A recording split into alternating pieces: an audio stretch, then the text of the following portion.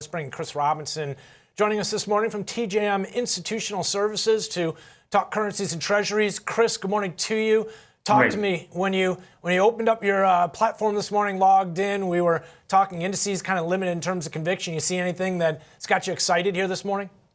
Oh, I mean, I'm sure we're going to get a 40,000 print in the Dow futures, and you have the S&P, well north of the key 5,000 level. So the stock indexes, for better or for worse, just keep eking out new highs. I think I did the math the other day. Since October, we're up 22%. Since October of last year, 15 months ago, we're up 36%. So, the nature of our business is we're always waiting for the correction. So we'll have to see, what would that be? A lot of people have gotten run over here, certainly, looking for that correction and trying to fight the trend. That's what I'm looking at. I like that, Chris, because, well, this is really stealing the show, right? In many ways, the new all-time highs, basically. So I think your focus is in the right place. And I think you're right in terms of sustainability. I mean, I was just mentioning we're talking about 1,000 points here off the lows that we saw last October. And I want to remind everybody, stay on this chart here because take a look. We've got 10-year yields, which are still hovering right around 4.3. All right, this is the TYX, actually, the 30. Let me get the 10-year up here. Because, again, we've got the 10-year, which is holding right around 4.16 right now. So I guess the question here, and we've sort of raised this point last week, is maybe investors are focused on the fact that we found peak, right? It's not necessarily so much when do we get that first cut, because even those expectations are being pushed back, yet we're still into new all-time highs. Yeah, and that's the upside to this business is that as soon as everybody gets locked in on one idea, the market reprices. Not long ago it was higher for longer, and 5% was going to turn into Lord quite knows the what. shift. Yeah, so I think that it's weird. You have to throw in also to the fact that this is an election year. That does weigh in a little bit because will the Fed get really aggressive? Because I don't think the Fed really wants to be accused one way or the other of having political influence. So no matter what the Fed does, you're going to have half the aisle saying, they're in the tank for the other guy. So that's going to be interesting to watch. And I think that's probably the number one key thing, other than the geopolitical risk of what's going on with the Mideast.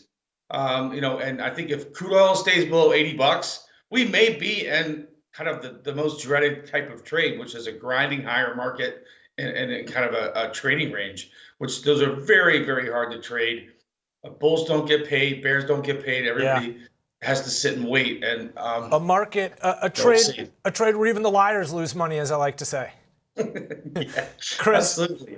Chris, talk to me because, real quick, a chart I wanted to show. Chris was talking about crude. It has been inching its way up here, so something to keep an eye on. We're back above the 50-day moving average, but, the tick-for-tick over-analysis in terms of what the Fed's going to do, what they're not going to do on a day-by-day, release-by-release basis. Here, let me move away from crude. I want to show you. I think the dollar's had the most level-headed approach towards it all, right? I mean, look where we are, Chris, right in the middle of the range that we established last year. 99 to 107, and here we are comfortably at 104.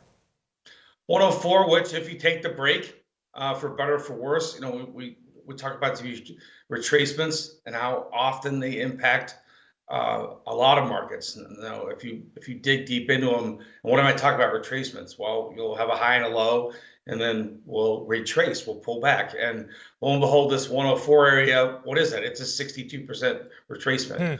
So it's something to watch when there's nothing else to lean on, when there's no story. Then the market leans towards technicals, and it's one of the simplest technicals out there. Now, they don't always work. If they did, there'd be no Uber drivers, there'd be no bartenders, everybody'd be sitting on a yacht. Nobody'd be out collecting garbage, right? They are levels that attract business, and like everything else, they're only as good as what you do with them. But I would continue to watch that. 104 is a big level. And why is that? Well, because if the Fed does... I mean, can you imagine what would happen if the Fed decided to raise rates? I mean, that would talk about what would spike the dollar. Which isn't out of the question, right? I mean, with some of the data we've been seeing, right? Right, but the only reason I would hesitate on that is because it is an election year, and boy, I think if they did that, there would be crazy a lot of. So I think, from my perspective, for what it's worth, I think that we may be in this sideways grinding higher level. And, every time people think, okay, this is a level I want to sell my calls, 2 weeks later, they're getting stopped out or getting run over. So, when the last person decides they don't ever want to sell an S&P call again, that'll be the top. And I don't think we're there yet. Taking a quick look at that chart again, pulling back, because Chris was talking about the technicals, the significance of this 104 area.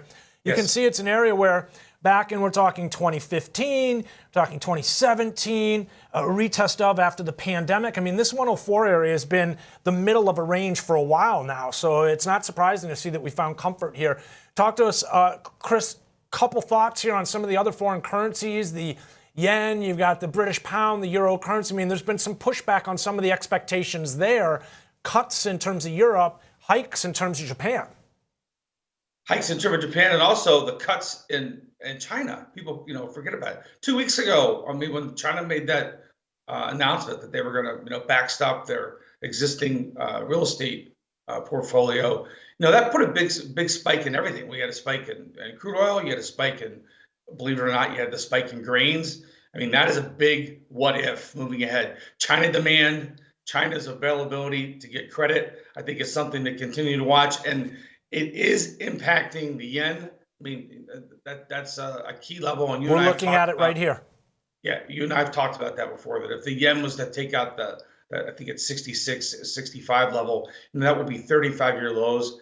Again, is that going to be a momentum trade where people decide to pile on and say that's it? It's, the Japanese central bank is never going to, solve their problem, and then they're just going to pound on the yen. That's something to watch. But again, if you want to watch a good spread, a good, I think, a good risk reward, watch the yen versus the dollar. I mean, I think that's going to be. And again, the nice thing about those spreads is they don't turn on a dime. They don't turn like a jet ski. It's a longer term kind of grinding thing with the currencies, which if you don't want to sit in front of the screen all day, it can give somebody a chance to say, you know what, this is what I think might happen in the next 3 months, and you can take a step back.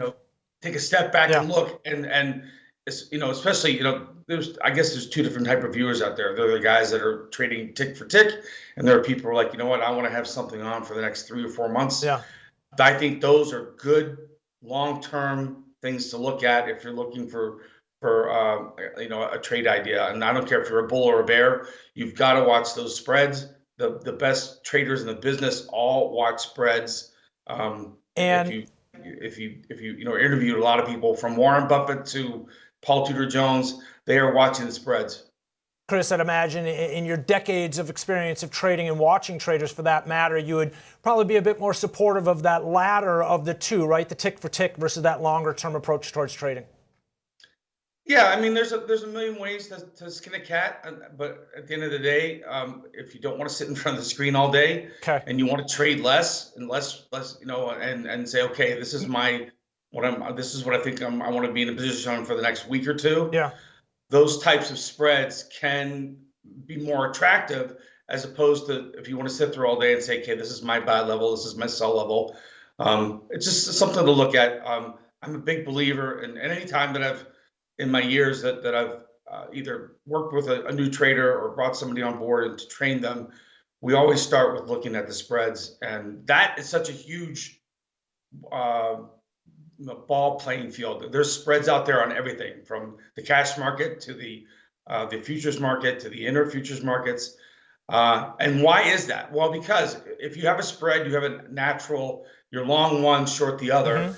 So it helps do one thing. It helps you identify your worst case scenario risk, and it gives you other exit points if the trade starts going against you. Some of the best traders I know were spread traders. Options traders, for that matter, are really spread traders. But I wouldn't be sitting in this chair if it weren't for dollar index versus some of the other foreign currencies. That New York product years ago. Hey, Chris, appreciate you joining us here. Chris Robinson from TGM Institutional Services.